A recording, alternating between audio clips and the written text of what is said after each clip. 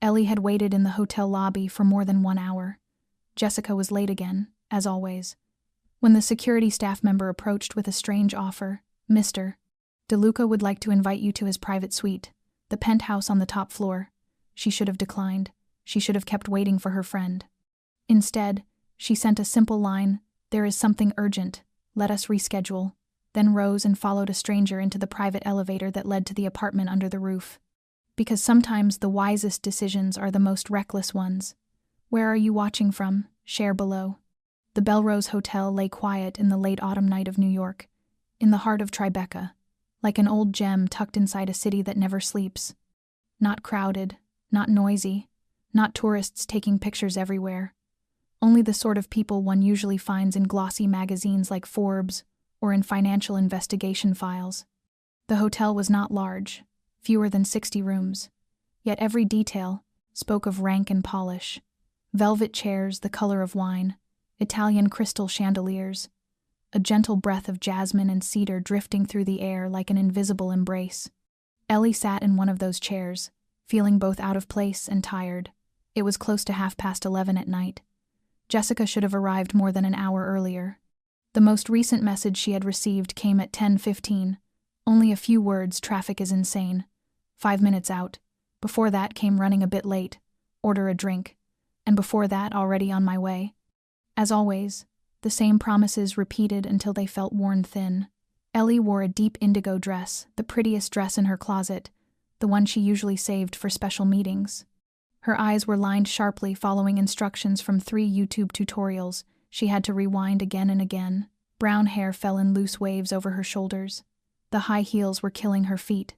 She had tried her very best to look all right. And once more, she had been left to wait. She looked down at her phone for the 1001 time, then lifted her eyes to the wall clock. The bartender passed by with a sympathetic smile. "We will be closing the bar in 15 minutes. Would you like to order something? It is on us." Which meant your friend is not coming and we feel sorry for you. Ellie forced a small smile.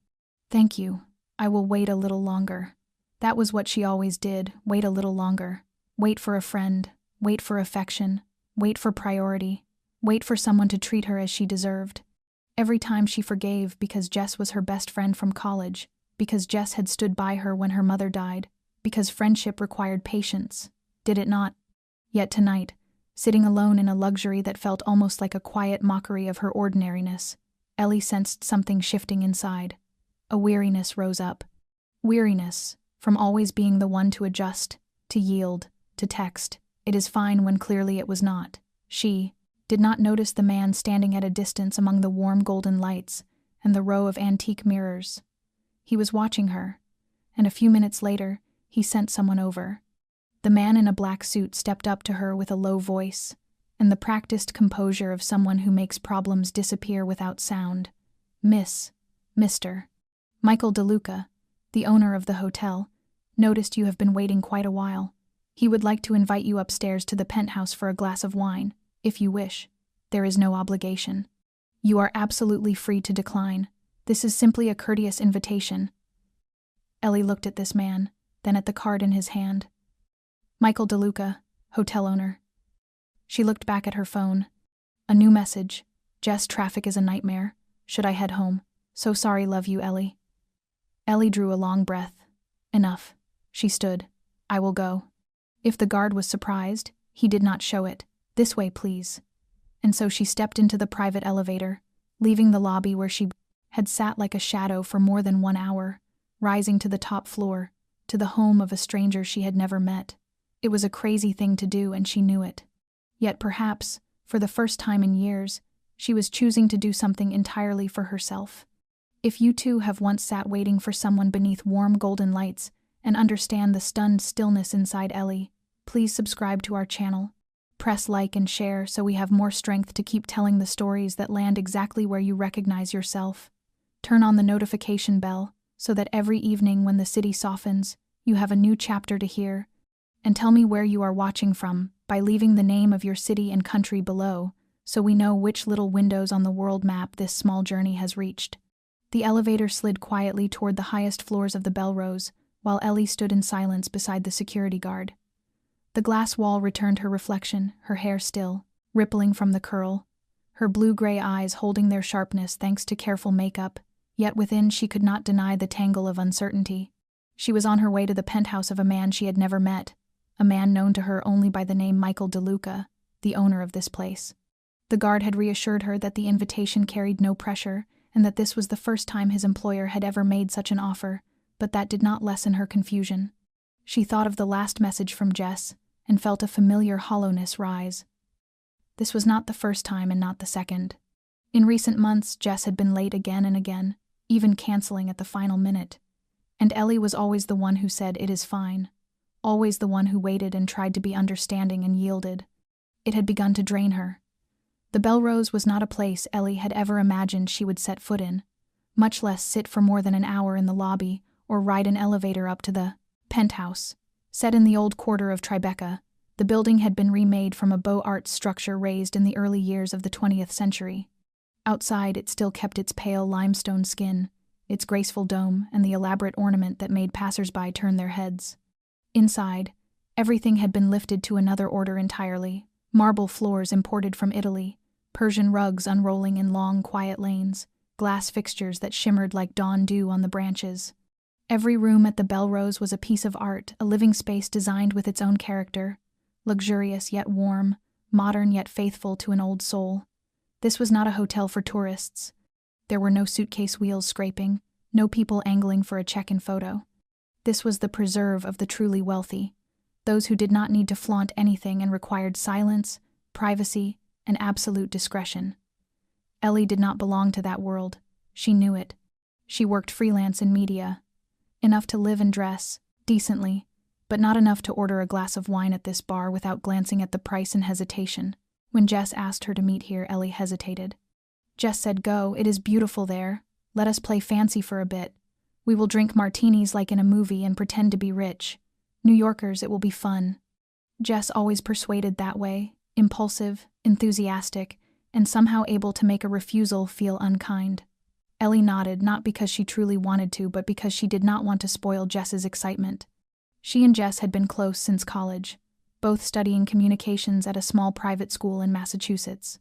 They had shared a freshman dorm room, survived all-night study sessions, the bleary mornings after parties, and the first breakups that felt like endings. When Ellie's mother died of cancer, it was Jess who gave up a summer internship to stay and care for her. Their friendship was bound not by perfect similarity, but by complement. Ellie was calm, planned, punctual. Jess was spontaneous and sunny, and at times careless, yet she always knew how to make Ellie laugh. The problem was that after 15 years of growing up, the distance between them was no longer a matter of temperament. Jess now seemed not to understand what Ellie needed, or worse, not to care enough to notice. Each time, Ellie said, "It is fine." When her friend arrived late, a small crack opened inside her. Still, she kept forgiving for the past, for the memories, for the habit. The elevator doors parted with a sigh and returned Ellie to the present. The corridor ahead glowed softly with patinated brass sconces, leading to a great door of walnut. The guard turned to her, his voice low and warm. "Mr. DeLuca is waiting in the sitting room.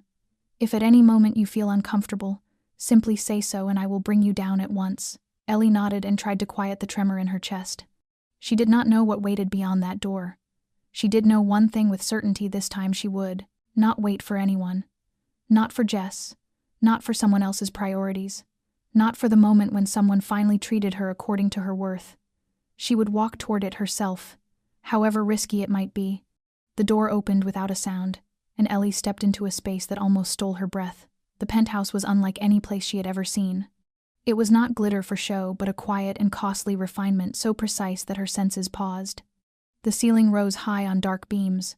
Glass ran from floor to sky, revealing a city glittering like an ocean of diamonds, and stone walls were punctuated with abstract paintings and hand-worked sculpture.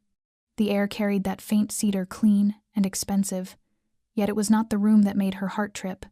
It was the man standing within it near a bar carved of onyx, a glass of whiskey in his hand, his gaze resting on her as if he had been waiting. Michael DeLuca was not the kind of man she could easily forget, even after a single glance. Tall, spare, in a black shirt with the sleeves rolled to the elbows, no tie, no jacket, only a natural ease held firmly in check. His black hair was slightly wavy, brushed back as if his hand had drifted through it without thinking, and somehow it settled perfectly, as if arranged for a magazine cover. His face was keenly cut, not soft yet not harsh, the kind of face that made you believe he had done hard things and never sidestepped the consequences. His eyes were black and deep, as if they could see through every layer of defense Ellie had built across her life. What surprised her most was not his appearance, it was the expression he wore, not the predatory or superior look she had feared. It was a small smile, almost gentle, touched with a hint of quiet amusement, as if he knew exactly what she was thinking and held no judgment at all. "You came," he said, his voice low with a trace of northeastern Italy, so soft it nearly dissolved into the air yet strong enough to stir her heart. "I was not sure you would say yes." Ellie swallowed and answered with a frankness she had not expected of herself in that moment. "I was not sure I would come, but here I am." He nodded and gestured toward the sitting area ahead, a long charcoal sofa, 2 classic armchairs, and a coffee table stacked with large books on photography, architecture, and the history of wine. "Please sit. What would you like to drink? I have wine, I have scotch, or anything you prefer. If I do not have it, I will find a way to have it. Red wine, if you have it, I have a few bottles. I hope my taste will suit you." He turned toward the small wine cabinet, his movements unhurried and sure, as if the whole evening belonged to him and nothing in the world required haste. While he poured, Ellie let her eyes travel the room. Nothing here felt staged. Everything seemed lived with, not merely displayed. The shelves showed the faint wear of books actually opened and read, not arranged into perfect lines. A laptop sat open. A coffee cup stood nearly empty.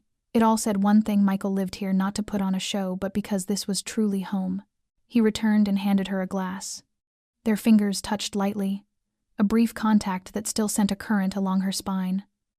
"Michael DeLuca," he said, his gaze holding hers. "Though I suppose you already know that." "Ellie Harper," she replied, working to keep her composure, "and I suspect you know that too." He smiled and set his glass down. "Then we are no longer strangers." She tasted the wine. It was soft and layered and deeply fragrant, certainly worth more than her rent this month. "I have only one question," she said, trying for a light tone. "Do you often invite strangers to your private apartment like this?" He tilted his head and did not hide his smile. "No. You are the first, and perhaps the last. I do not do things like this." "Then why invite me?" He looked at her and did not blink. "Because you had been sitting down there for nearly an hour and a half. Alone. Clearly you had been stood up, yet you did not make a scene, did not cry, did not leave. You simply sat, patient like someone on the edge of surrender. I found that interesting. And I thought perhaps you deserved to sit somewhere else, with someone who knows the worth of your time." Ellie said nothing because her heart was beating faster than she could master. Not because of flattery. Because his voice felt true, with no shell and no disguise, and in a fragile instant she wondered if this might be the beginning of something else. Something she had never imagined could happen, all because of one night, one hopeless wait, and an invitation that seemed reckless. Ellie set her wineglass down on the table with care, her heart still braided with doubt and curiosity, and she could not entirely believe what was happening. Since 1 hour earlier she had been sitting in a hotel lobby waiting for a friend and feeling abandoned for the umpteenth time, and now she was on the top floor of one of the most luxurious hotels in New York, facing a stranger who was at once compelling and dangerous in ways she could not name, while Michael did not hurry to fill the silence, which made Ellie feel he was well used to making people think more than they intended. And he sat back in the armchair opposite, one leg crossed, a glass in his hand, his gaze never leaving her for even a heartbeat, neither flirting nor tossing off small talk, simply looking as if he were reading each of her reactions and the smallest shifts in her breath, not with judgment but with an attentive certainty. And Ellie turned toward the glass wall where the city lights stretched to infinity like a living map and said, soft but not quite comfortable, "I did not imagine my evening would end this way." And Michael sipped his wine and said, "I did not imagine I would invite someone up here simply because I saw her stood up in the lobby, but sometimes the surprise is the best part of the day." A line that drew a faint smile from her, not because of the words themselves but because of the way he said them, light and almost offhand yet carrying something sincere. And she eased back into the sofa and began to relax, or at least pretended to, then asked whether he often watched guests in the lobby of his own hotel, and Michael answered, "No, that he suffered insomnia and liked to walk the property at night, not to supervise but to feel the space he was responsible for, that tonight he had passed the lobby and seen her, and he paused, his eyes deepening as if choosing his words with care, and said that she had sat like someone trying to hold steady while slowly cracking. That he did not know why, but he did not want to leave without doing something, and Ellie looked over at him and said, "So you sent someone to invite me to your apartment?" And he said he had told Marcus to make it clear it was only an invitation, and there was no pressure and that she was free to refuse. And she said, "But I did not refuse." And he nodded and said he respected the courage of that.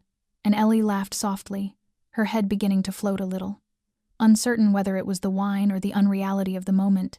And she said she was not sure it was courage, perhaps it was foolishness.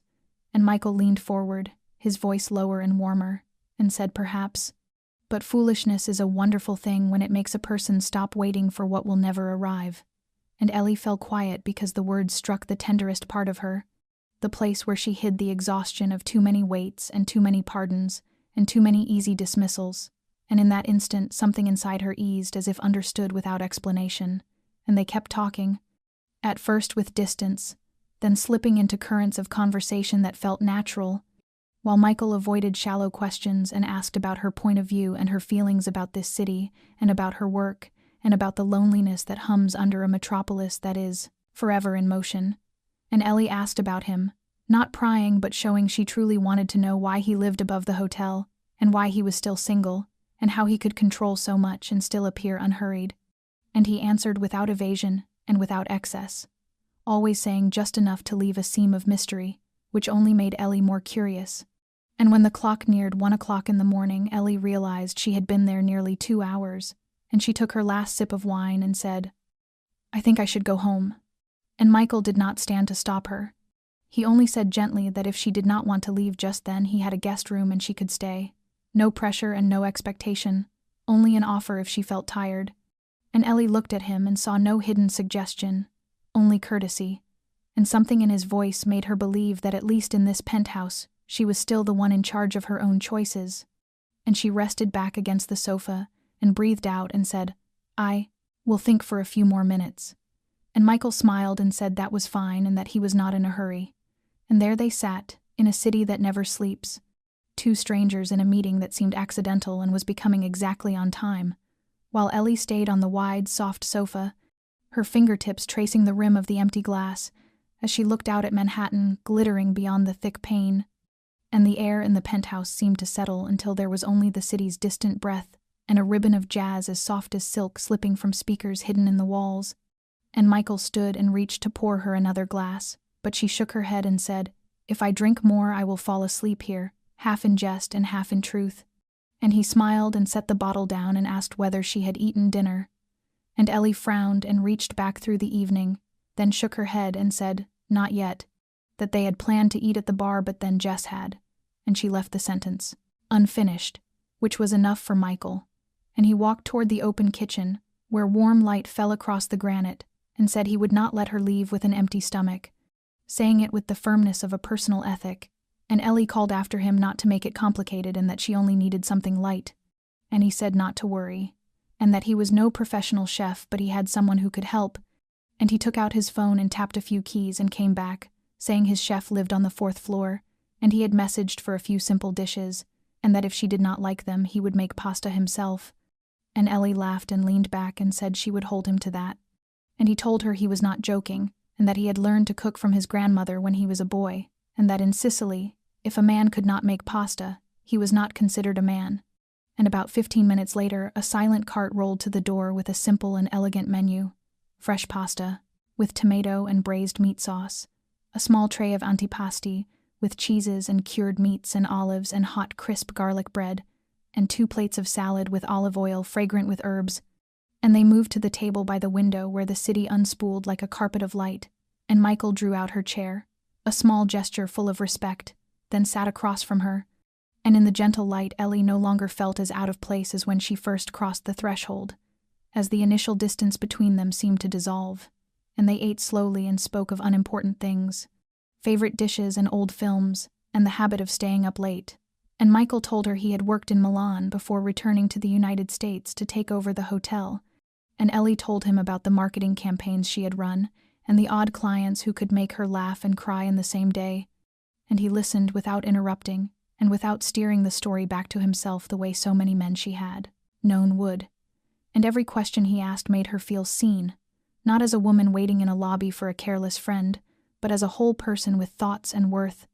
And when Ellie admitted she had once dreamed of opening her own creative studio, but had pulled back for financial reasons, Michael simply nodded and said that not everyone has the courage to pursue what they want, and that the fact she still kept that dream was already admirable, a sentence so plain it sank into her heart, since it had been a long time since anyone had spoken to her like that, not with platitudes and not with airy cheer, but with recognition from someone who seemed to truly understand.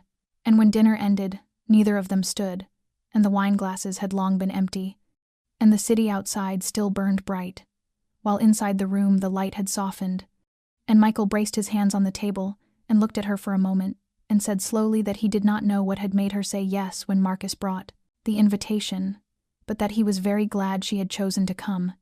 And Ellie did not rush to answer, and looked into his eyes and saw something very real.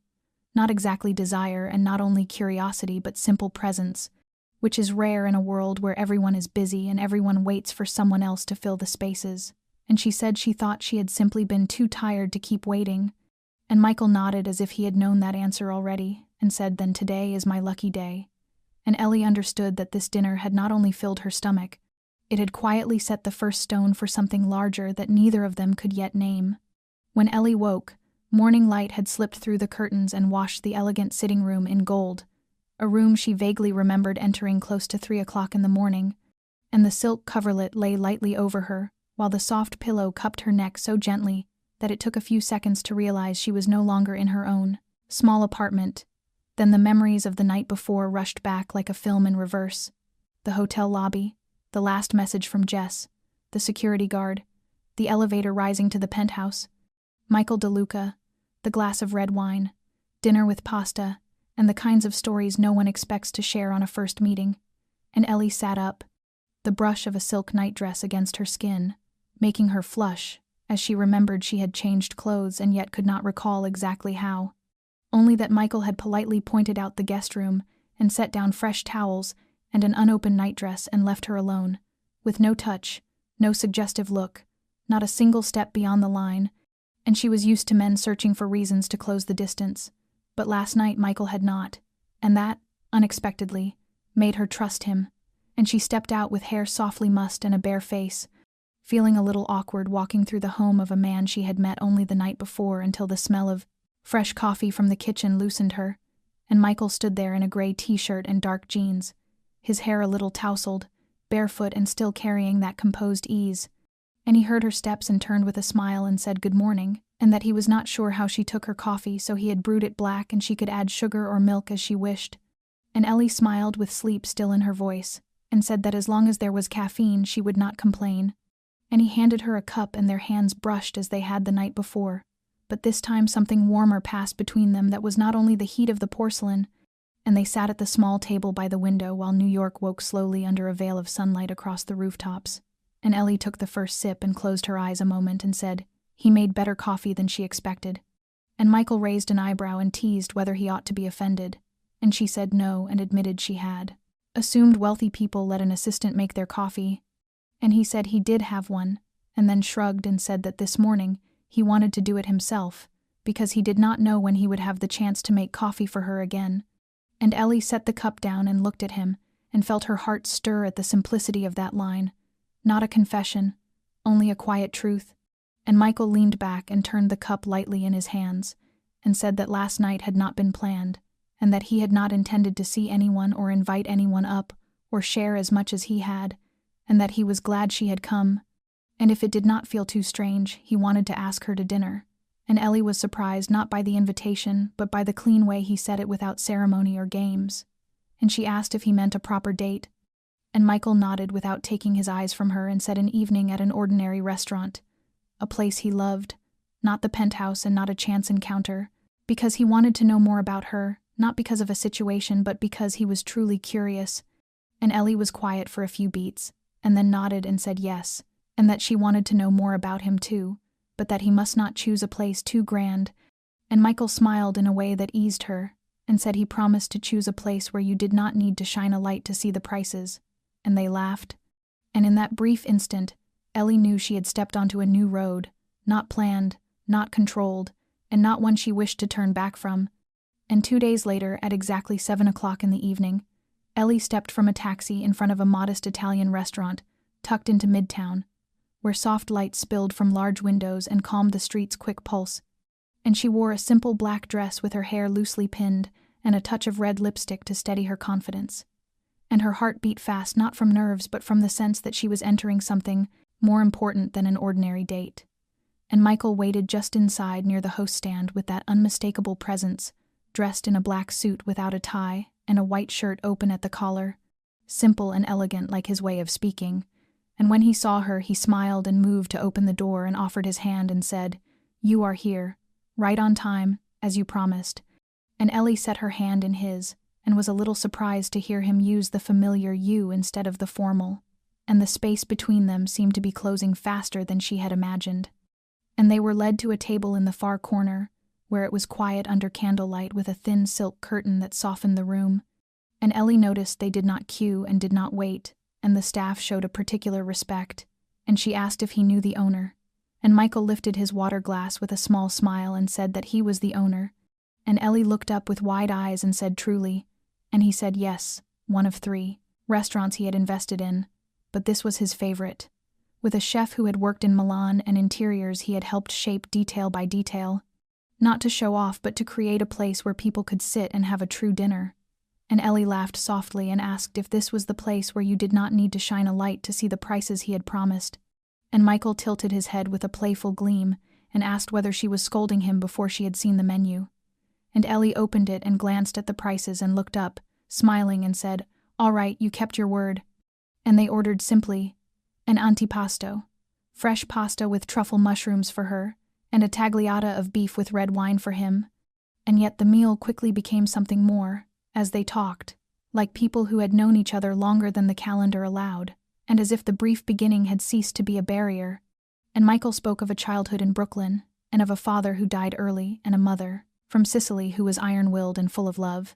And he spoke of growing up in a family where many things wore 2 faces, one public and lawful and one hidden, and of how living between those worlds demanded a sharper clarity than outsiders imagine. And he said he did not hide his past, and that if they kept seeing each other, she would in time see the darker corners he could not deny, and that he did not intend to excuse them. And Ellie fell still not from fear, but from the unvarnished honesty in his voice which asked her to weigh things genuinely. And rather than retreat, she felt herself step forward and said she did not need him to tell everything in one night. She only needed to know he would not lie. And Michael nodded slowly like a pledge, and said he would not lie to her. And after dinner they did not rush away and ordered 2 espressos, and lingered in the gentle gold light, and spoke about favorite books and failures, and the people they had loved and the wounds that still had not healed. And Ellie told him about being underestimated by clients, because she was a freelancer, and the nights of sleeplessness when she worried she was not good enough. And Michael listened without interrupting, and without turning the story toward himself, and he placed his hand on the table near hers without touching, and close enough for her to know he was there. And when they left the restaurant, the city was in full light, and Michael drove her to the door of her apartment in the West Village, and did not try to come in, and did not press. He only leaned and kissed her cheek and whispered, "Thank you for the evening," and that if she agreed, he wished to continue. And Ellie nodded, just a little, yet it was the surest nod she had ever offered a man, and she said she wanted that too. And when Michael turned away and stepped into the waiting black car, Ellie remained for a moment at her door, with her hand on the place where warmth still lingered on her cheek, and inside her something had changed, not exactly love, but certainly a beginning. 3 days after their evening at the restaurant, Ellie received a message from Michael at 8 in the evening. Only a few words. "If you have not had dinner, I have a special dish waiting." And she stared at the phone screen for a moment, with her heart beating fast for reasons she could not name. Not because she was surprised, but because the simplicity of the invitation carried a warmth that felt real, as if they had known each other longer than the calendar allowed. And she replied with a single word, "Yes," then quickly slipped into a soft dress, the color of pearl, brushed on a hint of blush, let her hair fall loose, and called a car to the Belrose, And when she stepped out of the elevator and reached the penthouse door, Michael was already there waiting. This time not in a shirt or a suit, but in a light gray crew-neck sweater and dark jeans, with his hair a little tousled as if he had just stepped from the shower. And he smiled when he saw her and said nothing beyond one simple line: "I am glad you came." And the penthouse held no candlelit glow or rose petals scattered like the scenes from romantic films Ellie had seen, only warm light from the ceiling, a small dining table laid with 2 neat place settings, and the scent of braised meat and toasted bread drifting from the kitchen. And Michael served the meal himself, poured the wine, drew out her chair, and Ellie realized those actions weighed more than any declaration, with no display and no reaching for effect, only presence that was honest and close. And they ate slowly and talked without a fixed thread, laughter woven with silences that were never awkward. And when the meal ended, Michael gathered the dishes and refused her help, and then invited her to the sofa where they had shared wine on the first night they met.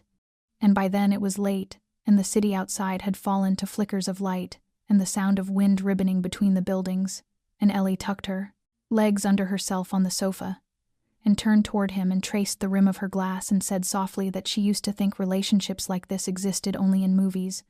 Meeting someone in a way no one expects, and then feeling as if you had known each other before.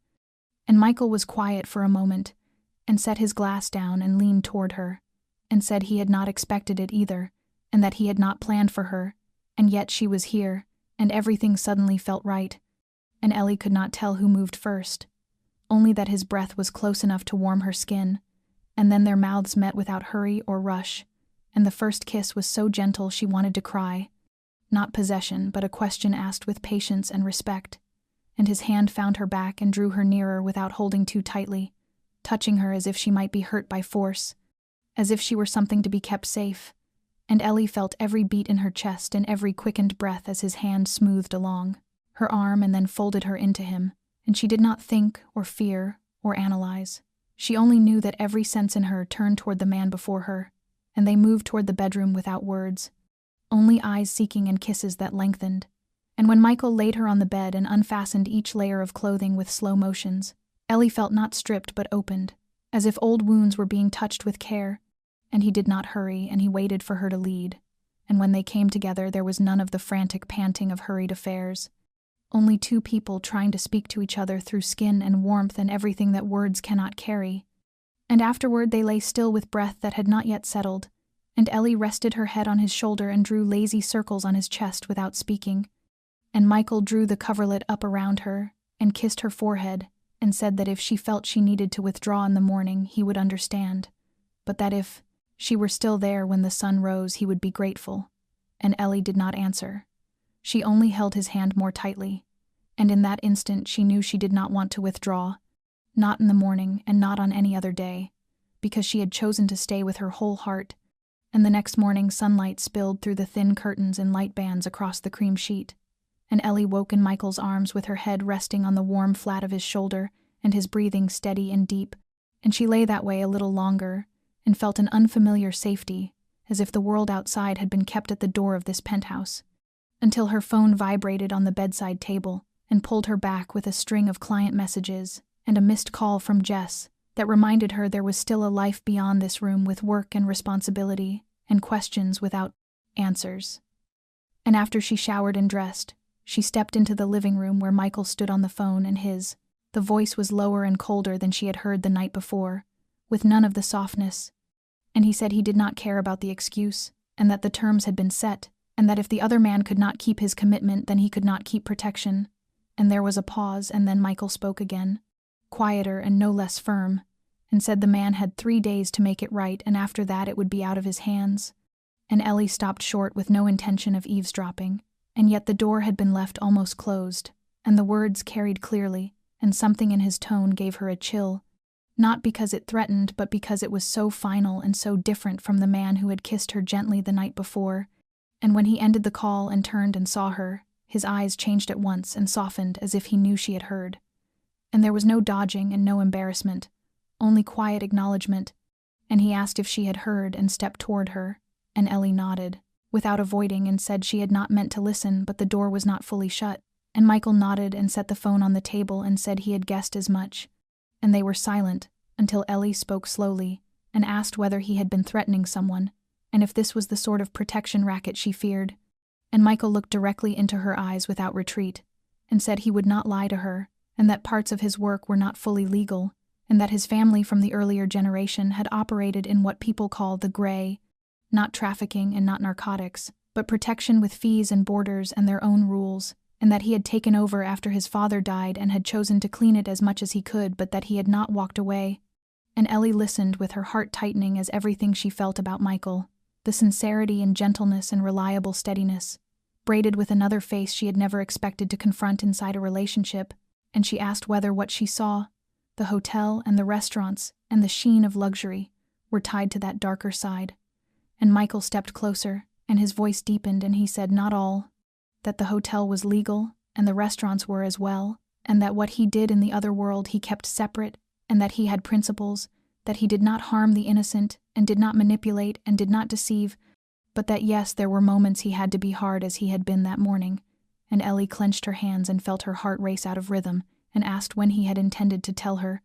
And Michael met her gaze with grave steadiness, and no pleading, and only a cold, clear honesty, and said when she was ready to hear it, and when he knew she was not simply a strange knight, but that now the choice had been taken from him because she had heard and he would not deny it. And she looked at him a long time, and part of her wanted to leave and close this door and go back to the safe world where life stays predictable. But another part, the part that had trembled at his touch and laughed at his stories and looked into his eyes in candlelight, could not step back, and she said she was not afraid of his past, but she was afraid of not knowing where she stood. And Michael came closer, and his eyes gentled, and his hand brushed her cheek, and he said she stood in a place of choice, where no one would force her, and nothing would be hidden, and that he was not perfect, but that if she allowed it, he would always be a man who spoke truth to her. And a wave of feeling rose in Ellie, not because the words were sweet, but because she knew he was not practiced in such lines, and that they were not weapons but a rare opening, and it was that which kept her from turning away. And she whispered that she needed time, and Michael answered at once that he could wait as long as she still wished to stay. And Ellie did not answer immediately, but she did not leave, and she stood there in the quiet morning light, and understood for the first time that sometimes real feeling is not perfection. It is the courage to see the darkness in each other and still choose to remain. 2 days after that tense morning, Ellie had still not left Michael, not because she was being kept or had nowhere to go, but because she could not walk away while so much remained unsaid. She needed to understand, and to know the shape of the world the man she was beginning to love belonged to before her heart went too far to return. And on the afternoon of the 3rd day, they sat facing each other in a sun-washed sitting room, with no more evasion, as Michael had switched off his phone, and Ellie tucked her legs beneath her on the sofa with a pillow in her arms and her eyes steady on the man before her, and she said she did not want to live inside an illusion, and that she did not need him to be perfect, but she did need to know where his lines were. And Michael leaned back with his fingers laced and said he understood and that she had the right to know. And Ellie nodded and drew a long breath, and said she needed to know what made him draw those lines, and that he had said he would not harm the innocent, and asked what about those who were not innocent. And Michael was silent for a few beats before answering that he did not seek violence unless it was necessary, but that he belonged to a world where the law did not always move quickly enough, and where protection and control and keeping a balance sometimes required pressure, and that he was not proud of that, but he would not deny it. And Ellie rested her chin on her knees without looking away and asked whether he felt guilt, and Michael met her eyes with a strange calm and said, yes, but not for what he did, and rather for the world that made those things feel necessary. And that he did not want her to carry that part, and that he had tried to keep her at the edge because she was clearer and freer, and he did not want his darkness to drag her down. And Ellie smiled faintly with a sad curve, and said he was not pulling her down, and that she had stepped in herself and chosen to take the elevator to that penthouse, and chosen to stay after their first dinner, and chosen to sleep over, and that every step had been hers. And Michael bowed his head a little and said that if now she chose to leave, he would not stop her. And the sentence left Ellie quiet until at last she said that she was not sure she could live inside that world, but she was certain of one thing, that she trusted him, not because he spoke well, but because he had never forced her to believe. And Michael closed his eyes for a heartbeat as if holding something in place, and then came forward and lowered himself to his knees before her, and said he did not need her to accept everything he did, and only needed her to see him whole, and still want to stay. And Ellie bent to touch his face and said she had seen and she was here, and then whispered that she needed one thing, and Michael looked at her with hope opening and said anything. And she said truth. Always truth. Even when it is hard and tangled, and not to keep her outside. And that if she was part of his life, she needed to know the ground beneath her feet. And he nodded with grave sincerity and said he promised. And Ellie smiled and said, then she promised too, and that she would not run but would step in with eyes wide open. And Michael gathered her hands as if holding something more precious than any asset he owned. And in that moment they were not only two lovers, but two people standing before a choice and a truth and a future that would not be easy, but would be honest. And Ellie knew that if asked to choose between a perfect love built on pretense and a truthful love wrapped in complexity, she would always choose the latter. 1 week after that defining conversation, a fragile peace began to fray under an undertow that seemed at first unrelated to romance. And it began with an emergency meeting that pulled Michael away from breakfast with Ellie. And when he returned, he said nothing, and only held her longer than usual. Yet from his eyes she sensed something was badly wrong. And in the days that followed, he bent over his phone and laptop and left early and came home late, and the sleepless nights stretched on. And Ellie was no longer an outsider, and did not stand by the margins, but walked into the kitchen with 2 espressos near midnight, and set them beside him, and asked what was happening. And for the first time she saw his eyes lose their compass. And after a moment he answered in a worn voice that the Drake and Cole group was trying to buy the Belle Rose, and not in the ordinary way but with manipulation. And Ellie frowned and sat beside him and asked what he meant. And he said they were seeding rumors that the hotel was short of capital and riven by internal problems, and sending offers to small shareholders promising twice the value and buying silence piece by piece, and that he had discovered it only when his ownership fell below a controlling threshold without warning. And Ellie took his hand and felt his grip tighten until the knuckles blanched. And Michael DeLuca, the man who always commanded the moment, was facing a shape of crisis he had not calculated. And she asked about the board, and he said they were quiet, and that some had sold and others were waiting to see. And she asked if the takeover came, would they control the hotel? And he nodded with a hitch in his voice, and said they would turn it into a glossy, soulless branch, like any other, and that the Belle Rose name would be erased, and staff replaced, and everything he had built over nearly a decade wiped away. And Ellie squeezed his hand and said he was not alone and that she was there. And Michael gave a tired smile and said he had prepared for many things, competition, betrayal, even loss, but had never imagined sitting still as this place was swallowed while he was powerless. And Ellie said he was not powerless and that they would find a way. And Michael looked at her with gratitude threaded through fear, and she saw that he, a man who had never needed anyone and had never let anyone step into his weakness, was now letting her see. Letting Ellie look at a Michael who was not the proud master of an empire, but a man watching what he loved teeter on the edge of being stolen. And throughout that week he scarcely left the office on the top floor of the Belle Rose, while Ellie brought food and coffee and ideas, and understood that there were hours he had to face alone. And one evening as rain began to fall, she found him standing at the great window, looking down at the street, with his shirt creased and his tie slack, and she moved to his side and set a blanket over his shoulders, and he did not turn and teen, only whispered that he was afraid of losing it, and not for money, but because this place was his blood. And she rested her head against him, and answered that they would not let it go, and that she promised.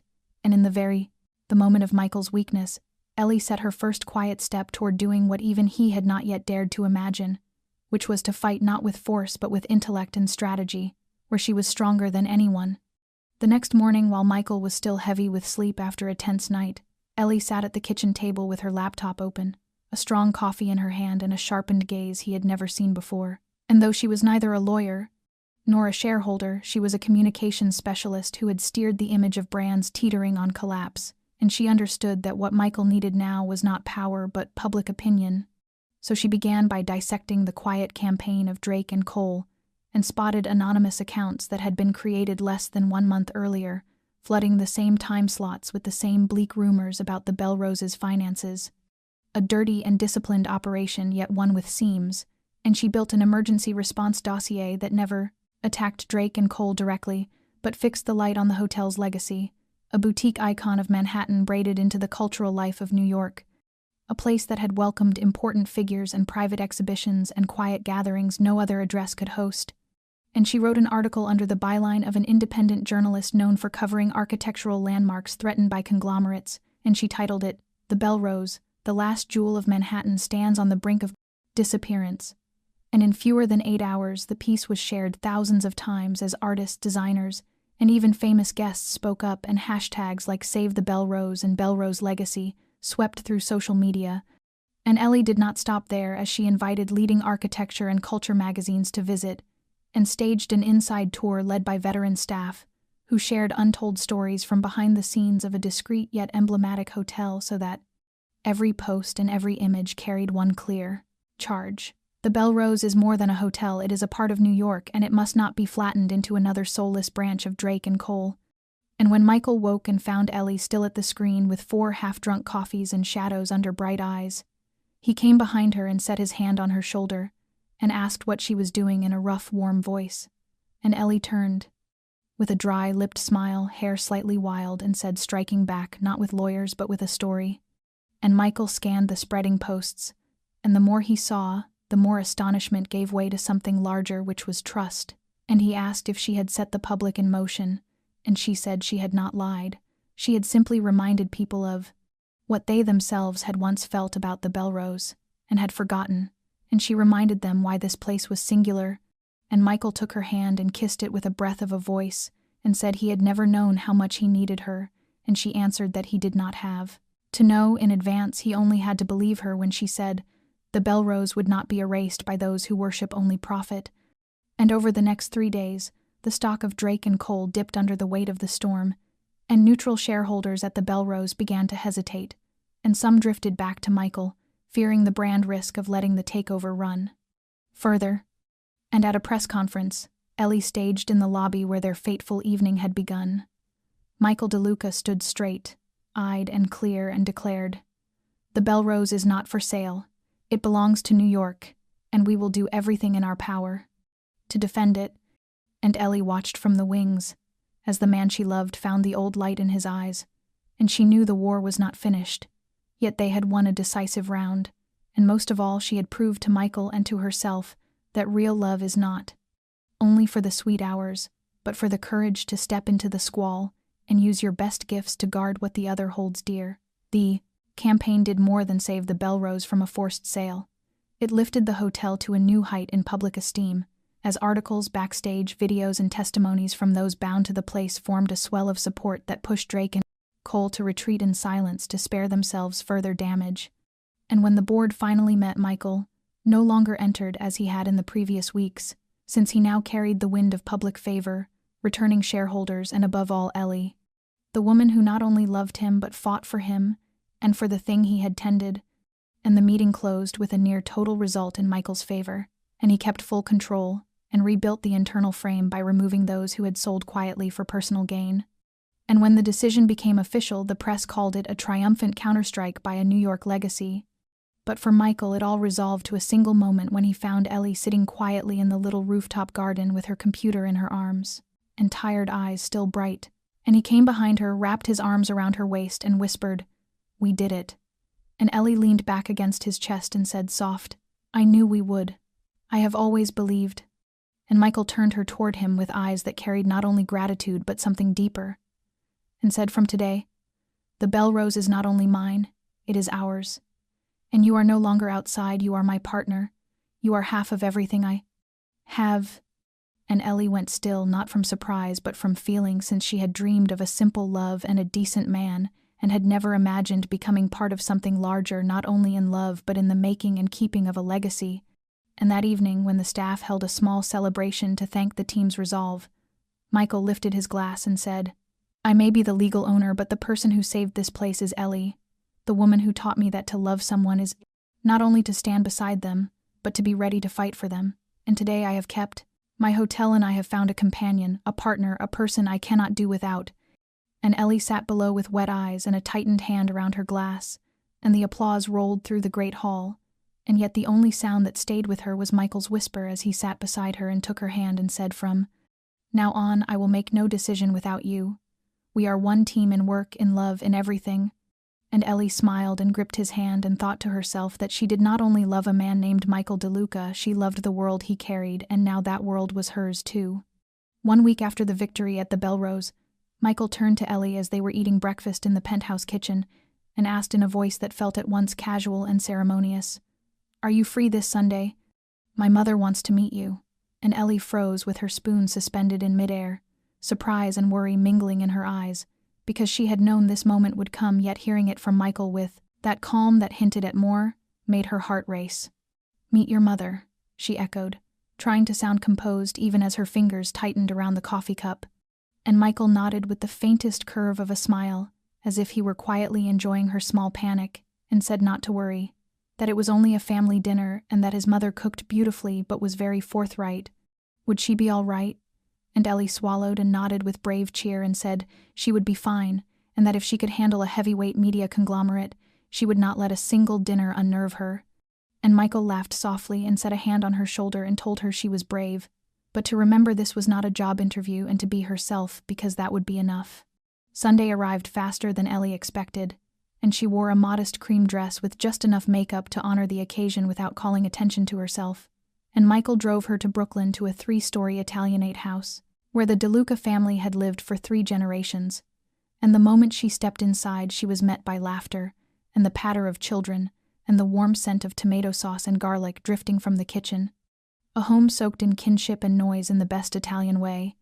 And Michael said, "Mother, this is Ellie," with his palm resting lightly at the small of her back like a quiet reassurance.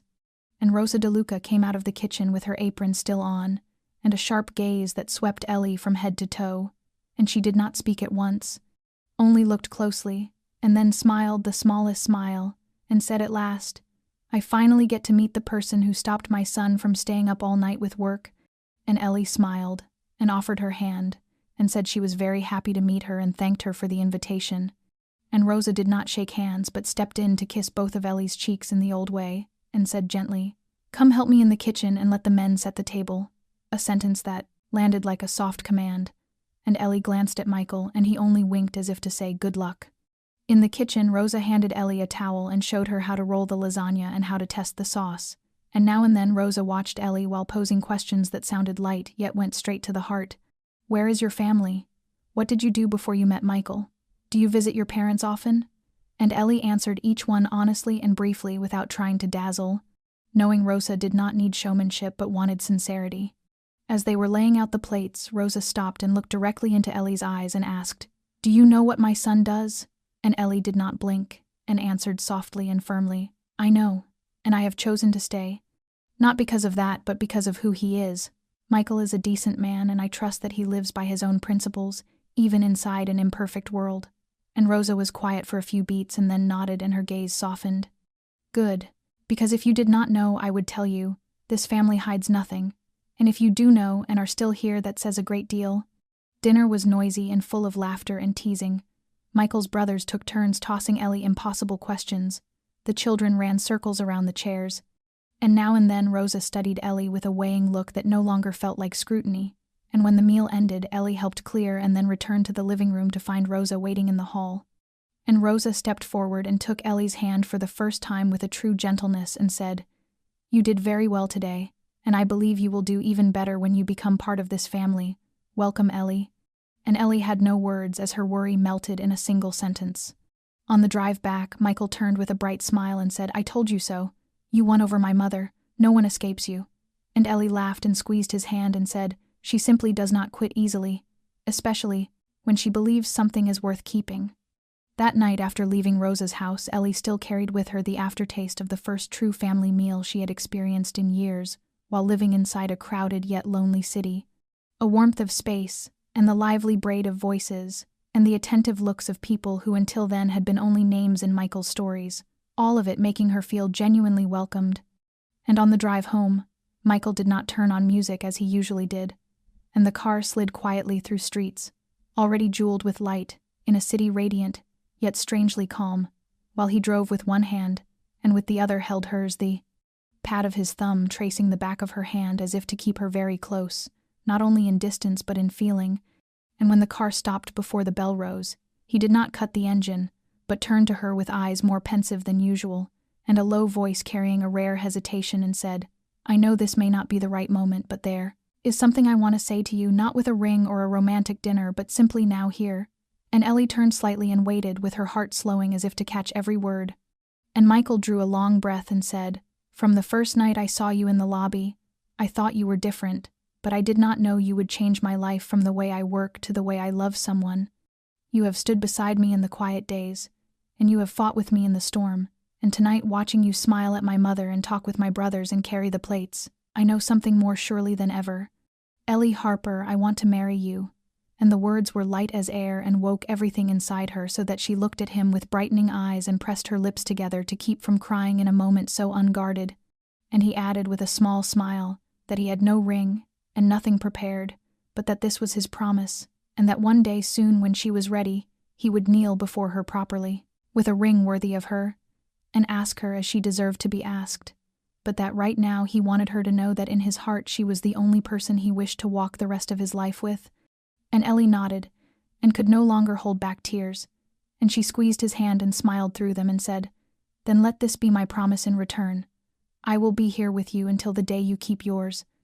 And Michael leaned and kissed her forehead for a long time, as if each breath could etch the instant into memory. And there were no rings or flowers or candles or orchestra, only a quiet evening in a car parked beneath the building. They called home, and the simplest, most complete promise they had ever given each other. And when they stepped into the lobby, the receptionist greeted them with a warm smile, and the guard opened the glass door to the private elevator, and Ellie rested her head on Michael's shoulder as they rose to the highest floor, where the night sky stretched ahead like black velvet, scattered with glitter. And there, in the apartment that had once belonged only to Michael and was now theirs, they cooked a light supper, opened wine, played jazz, and sat close by the window with few words, while the whole space seemed to hum the same whisper that they belonged to each other in a way more certain and more beautiful than any formal vow. And 1 month after that tender evening, everything seemed to shift forward, softly yet clearly, as Ellie and Michael lived together like a couple, long married without display or flourish, and with deep sharing and accord in mornings, beginning in laughter and evenings ending in an embrace so familiar that Ellie sometimes forgot they had known each other less than a year. And still Michael did not return to the promise he had made, with no hints and no teasing clues of a day to come. And Ellie did not ask and trusted him the way one trusts the sun to rise after night, without knowing the exact minute, until a Friday when Michael texted her to come home earlier than usual without explanation. And when she returned to the Belrose, the private elevator had already been keyed for the roof instead of the penthouse, and her heart pounded and her hand trembled slightly as a strange certainty swelled inside her, both eager and afraid to hope too much. And the doors opened onto a rooftop transformed, with warm golden lights strung like falling stars, and hundreds of small candles tracing a long path toward a setting arranged like a private feast, with a long wooden table draped in white, linen crystal glasses gleaming fresh flowers and a gentle palette, and beyond them, the Manhattan horizon blazing in the night. And all of it faded when she saw Michael standing at the end of the path in a classic black suit, without a tie, in a white shirt with sleeves turned back, a small navy box in his hand, and the look of a man for whom the world had gone. Still, and Ellie walked toward him in light steps, while her heart seemed to burst, and when she reached him, he smiled and held out his hand and said softly, "I thought I had prepared for this all my life, yet when you stepped from the elevator, my heart still raced like the first time I saw you." And she could only grip his hand and feel the steady warmth she knew so well, as he knelt and opened the box to a sapphire ring, the blue of deep water circled by 2 rows of small diamonds, elegant and restrained and very much like her.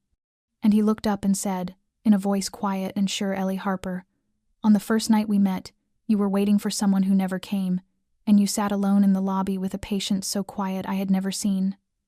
And I thought then that whoever made you wait like that did not deserve you, and I promised myself that if you agreed to step into my world, I would never make you wait again for anything.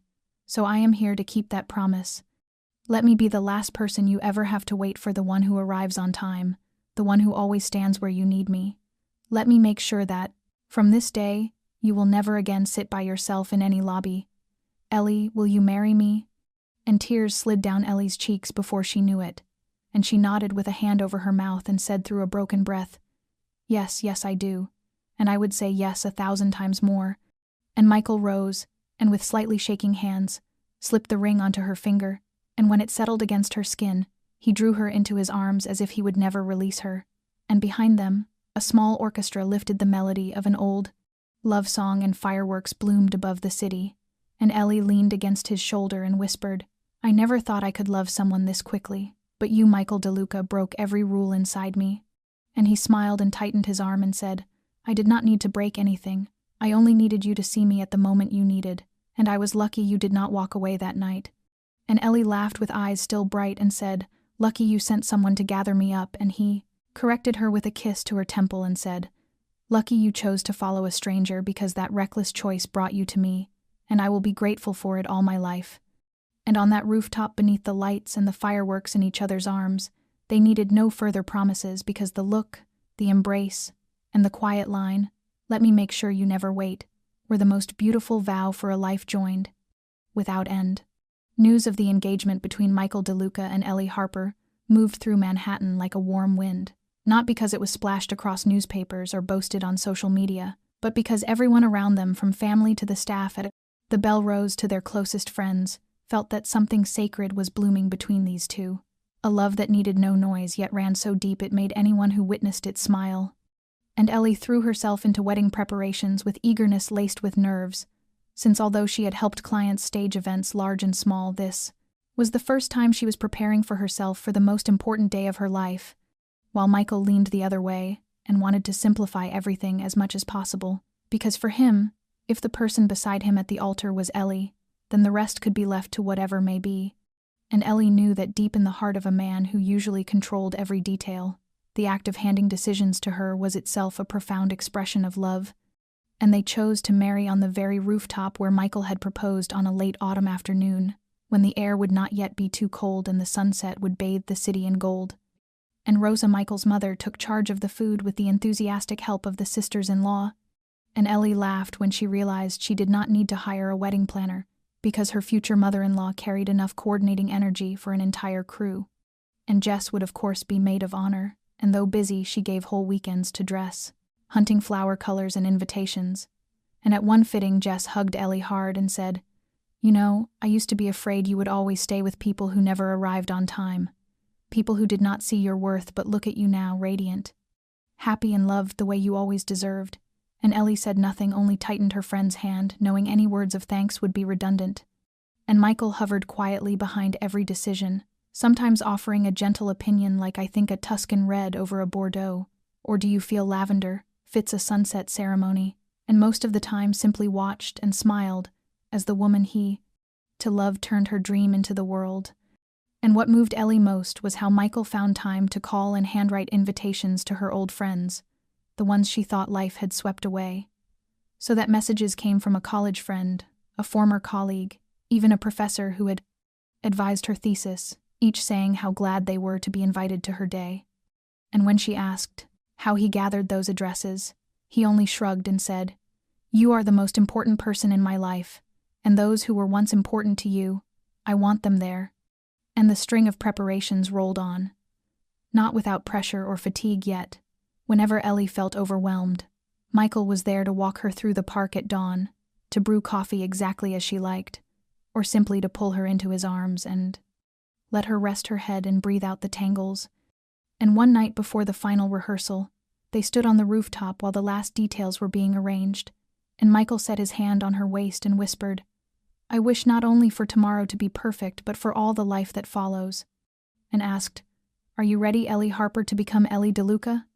And Ellie nodded with eyes bright under the lights and said, "I have been ready since the first time you promised to be the last person I ever have to wait for and everything after. That is just a gift."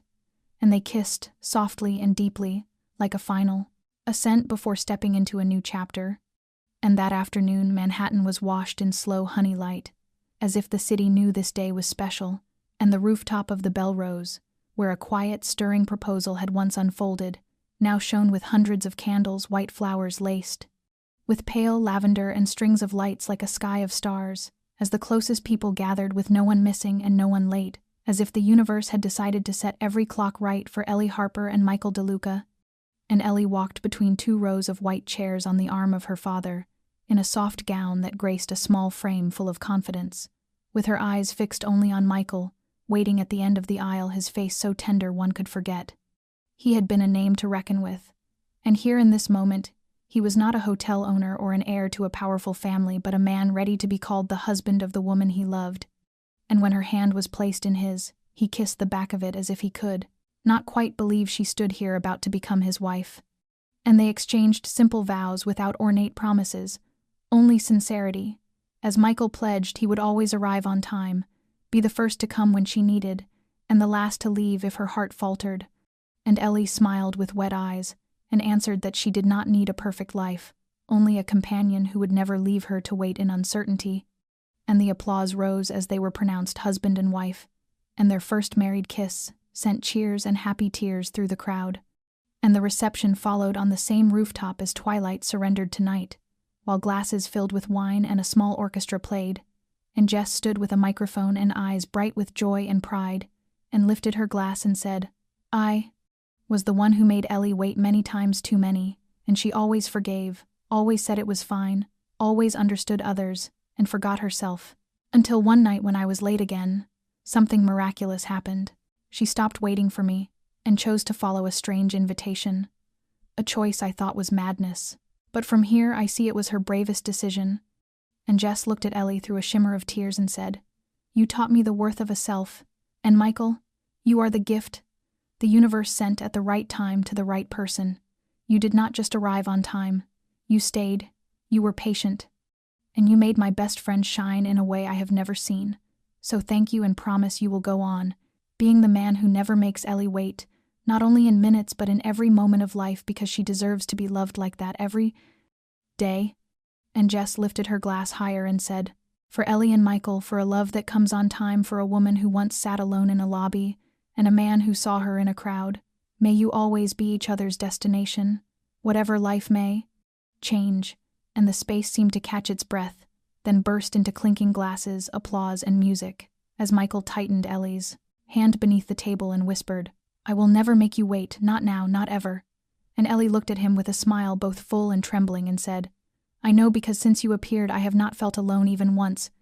And they stepped onto the floor and turned amid the golden lights, the blessings and the people they loved, opening a chapter with no more solitary waits, only moments held together without letting go. After the wedding, when the last notes of music drifted away, and the warm gold lights on, the Belrose rooftop softened into velvet ribbons, Michael gently tightened his hand around Ellie's and whispered something at her ear that only the two of them could hear. And she nodded with eyes full of happiness and trust, and they slipped away from the celebration without announcements or farewells, leaving only quick embraces and the glow of well wishes in the faces of those they loved. And the private elevator carried them to the highest floor, where everything had begun, and a penthouse that had once been a strange space. A destination born of a reckless choice had become a home. And when the door opened, the familiar fragrance of cedar and lavender greeted them like a ritual, and it was no longer the quarters of a powerful man living alone, because the air now held Ellie's breath everywhere, with a scatter of books on the coffee table, her favorite robe hanging from the sofa, a photograph of the two of them on the bookshelf by the window, and Michael did not turn on the bright lights but drew the great curtain aside so the city could wash in, and lay soft bars of light across the wood and glass, and she stood there in a white gown with hair falling like waves and eyes following him as if she still could not believe any of this was real. And he came to her and lifted the veil from her hair with hands so careful it seemed each motion had been planned never to disturb a single thread, and Ellie tipped her face to him and asked, in a whisper, "We are truly married, are we not?" And Michael smiled and set his brow to hers and said, "Yes, you are my wife, the wife of Michael DeLuca, from today and for always." And she laughed softly with a tremor of feeling and said she liked how he spoke it like a vow. And he answered, "Because it is a vow," then lifted her as if she were the most precious thing he had ever touched, and carried her to the bedroom where roses lay across the wide bed, and candles cast little constellations upon the ceiling. And they said nothing more, because there was no need, and everything was clear in their eyes and in their hearts. And Michael undressed Ellie piece by piece, as if opening something sacred, and she stepped out of her last inner armor, and the night was not discovery, but return, a return to the warmest, safest place, and they made love without hurry, and not with the urgency of a first time, but with gentleness and understanding, each touch a thank you, each embrace an affirmation that they belonged to one another. And afterward Ellie rested with her head on his arm, hair tousled along her shoulder, and her eyes half closed in the afterglow, and Michael kissed her forehead and murmured, "The first time you came here, you thought I was 80, and Ellie laughed with her eyes still shut, said she had in fact hoped he would be 80, because at least 80 would not make her heart race so wildly. And he laughed and drew her closer and said, "But you came, and you chose to stay, and I still cannot believe you are real." And she lifted her gaze and said, "I am real, Michael, and you are where I have chosen to stop." And outside Manhattan glittered like an endless blessing, and in a penthouse that was now a nest, two people, once strangers, once living in separate worlds, lay folded into each other's warmth and light, beginning a new chapter no longer marked by solitary waits, but by the shared writing of a love story that had started with what seemed a wild decision to follow a stranger to a penthouse and turned out to be the most beautiful risk of their lives. On a quiet autumn afternoon upon the Belrose rooftop, Ellie and Michael sat side by side on a long bench by the rail, with fingers linked, watching Manhattan burn bright under gentle gold, and they were no longer the two wary souls of 8 months earlier with cautious questions and blurred boundaries, because now they were husband and wife, companions in a life, two spirits who had found one another among millions. And when an old friend of Michael's visited and saw them, he asked, half teasing, "How did you two even meet? It looks like a film." And Ellie laughed and turned to her husband with a playful light in her eyes and said, "You tell it, I have told it too many times." And Michael shook his head, smiling, lifted her hand and kissed the back of it, and began in that low voice of his. She sat in the lobby for over an hour waiting for a friend who never came, and I saw her from above on the security feed, a quiet, patient, beautiful woman with hope slipping from her eyes, and I did what I had. I'm never done in my life. I asked my guard to invite her up for a glass of wine to the penthouse, and she should have refused, and Ellie cut in with a soft laugh. But I did not refuse. I sent my friend a message, said something urgent had come up, and I left first, and I did the most foolish thing I had ever done. I went up to a stranger's room, and Michael gave her hand a small press and said, "And it was the finest decision you ever made." And Ellie nodded with her voice turning tender, and said I was tired of waiting for others, waiting for care, waiting for apologies, waiting for someone to place me where I belonged. And that day, for the first time, I chose not to wait, and by some grace I walked into the place I was meant to be. And they fell quiet for a few minutes, watching the city turn under the same sunset where everything had started. And the story of Ellie and Michael was no fairy tale, with magic wands or dramatic rescues, but a story of choices, the choice to trust among 1,000 doubts, to stay when leaving would have been easy, to face truth rather than dodge it, to choose love over safety, and above all, it was a story of courage, the courage to step outside the circle of comfort, to love a person with all their shadows, and to I believe you deserve something better, and this story may mirror no one else's life, and still it touches something in every heart, because who among us has not waited once for someone, not longed to be seen and chosen, not hoped for a person to enter our life with sincerity and resolve? And if you are watching this and feel the story land inside you, please subscribe to our channel, tap like, and share it with those you love, so we can spread the worth of brave choices and truthful love. And tell us what you think about the journey of Ellie and Michael, and whether you have lived a moment that altered everything the way it did for them. And leave a comment below, and share the honest feeling that rises from your heart, because we listen to every story with respect and gratitude. And thank you for walking with us through today's tale, and may your days be full of love, and your body be strong, and your spirit at peace, and may you always trust that good things are on their way, and we will see you in the next video with more stories to move you. And for now, goodbye, and may your life be truly happy.